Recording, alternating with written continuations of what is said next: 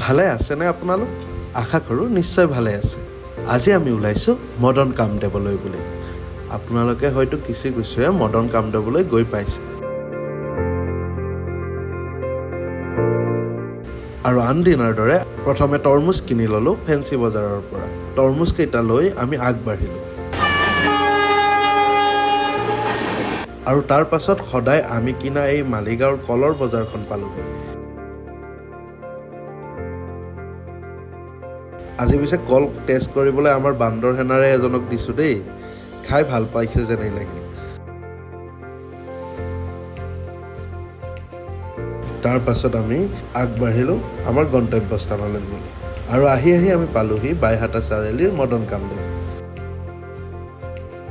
দেখিছেনে ফুৰিবলৈ আহি আমাৰ মইনাজনীৰ কি ফূৰ্তি। প্ৰকৃতিৰ নৈসৰ্গৰ মাজত থকা মদন কামদেৱৰ এই পৰিৱেশ সঁচাকৈ মনোমোহা। আৰু তাৰ মাজতে আমি এই প্ৰকৃতিৰ নৈসৰ্গ উপভোগ কৰিলোঁ।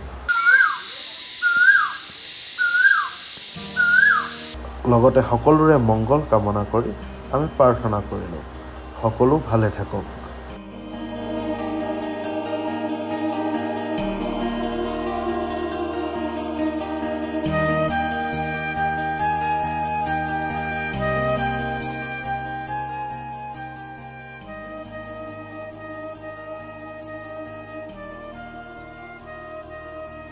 এই সমলবোৰ দেখিছেনে? মইতো আপোনালোকক কৈয়ে থাকোঁ, এই সমলবোৰ আমাৰ গৌৰৱ, আমাৰ চিনাকি। এই সমলবোৰে আমাৰ ইতিহাস, আমাৰ ঐতিহ্যক বহন কৰে। প্ৰাকৃতিক পৰিৱেশৰ মাজত এই সমলবোৰ সঁচাকৈ বৰ ধুনীয়াকৈ সাঁচি ৰাখিছে। আমাৰ যিবিলাক মৰ্নামেণ্টছ আছে এইবিলাক প্ৰায় একে শৈলীৰ। এই জনা যায় 10 BCৰ সময়ত ইয়াৰ মানে নিৰ্মাণ হৈছিল বুলি কোৱা যায়। আচলতে এই মন্দিৰটোৰ ইতিহাস বুলি ক'ব লাগিলে শিৱৰ তপ ভংগ কৰিবলৈ যেতিয়া মদনে শিৱৰ তপ ভংগ কৰিলে, তপ ভংগ কৰাৰ পিছত থাৰ্ড আই যে শিৱই মদন ভস্ম কৰাৰ পিছত ৰতি শিৱৰ ওচৰত গৈ অনুনয় বিনয় কৰিলে তেওঁ বিনা দোষত কিয় শাস্তি ল'ব লগা হ'ল।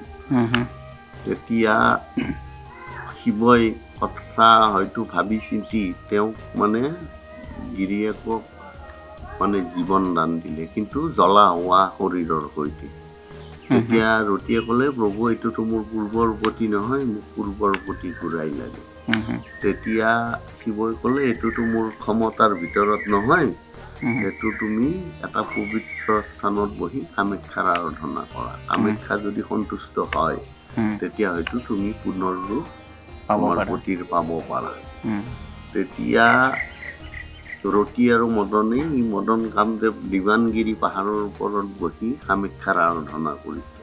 বহু বছৰৰ পিছত তেওঁলোক আদৰ ধনত কামাখ্যা সন্তুষ্ট হৈ তেওঁলোকক তোমাৰ মদনক পূৰ্বৰ ৰূপ ঘূৰাই দিলে। ঘূৰাই দিয়াৰ পিছত তেওঁলোকে মনৰ আনন্দত শিৱৰ ওচৰত আশীৰ্বাদ বিচাৰি গ'ল। শিৱই আশীৰ্বাদ স্বৰূপে এই জাগাটোত বিষ্ণুৰ নামত তেওঁলোকৰ পূজা পাঠ হ'ব বুলি আশীৰ্বাদ ব্ৰহ্মাণ্ড থকালৈকে আশীৰ্বাদ দিলে। তেতিয়াৰ পৰাই ইয়াত মদন কামদেৱৰ পূজা হয় বিষ্ণুৰ নামত। শুনিলেই নহয় এওঁৰ মুখৰ পৰা, এইবোৰ ইমানেই প্ৰাচীন যে এইবোৰ কামৰূপত ৰাজত্ব কৰা পানবংশীয় ৰজাসকলৰ অৱদান বুলি কোৱা হয়। তাৰ পাছত আমি সেৱা জনালোঁ দীৰ্ঘেশ্বৰী দেৱালয়। দীৰ্ঘেশ্বৰী দেৱালয়ত সেৱা জনাই আমি গ'লোঁ দৌল গোবিন্দ মন্দিৰলৈ। আৰু তাতে আমি বান্দৰ সেনাক লগ পাই গ'লোঁ। তাৰ মাজতে দেখিছেনে গৌমাতা সদৃশ এই গৰুজনীয়ে কেনেদৰে আমাৰ মইনাজনীৰ পৰা ফল খাইছে। তাৰ পাছত আমি অনা ফল মূল বিতৰণ কৰাত লাগি গ'লোঁ। দেখিছেনে কি সুন্দৰকৈ তেওঁলোকে ফলসমূহ খাইছে। ইয়াৰে বান্দৰ সেনাই অৱশ্যে কাষলৈ আহিবলৈ অকণমান ভয় কৰে। কাৰণ কি নাজানো, আপোনালোকে জানিলে জনাবচোন দেই।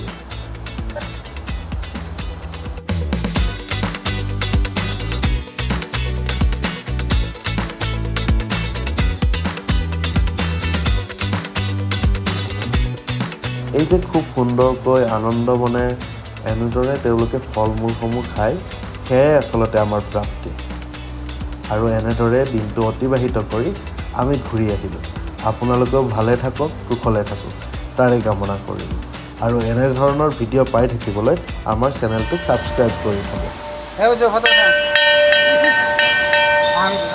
আৰু ভিডিঅ'টো ভাল পালে লাইক আৰু শ্বেয়াৰ কৰিবলৈ নাপাহৰিব দেই।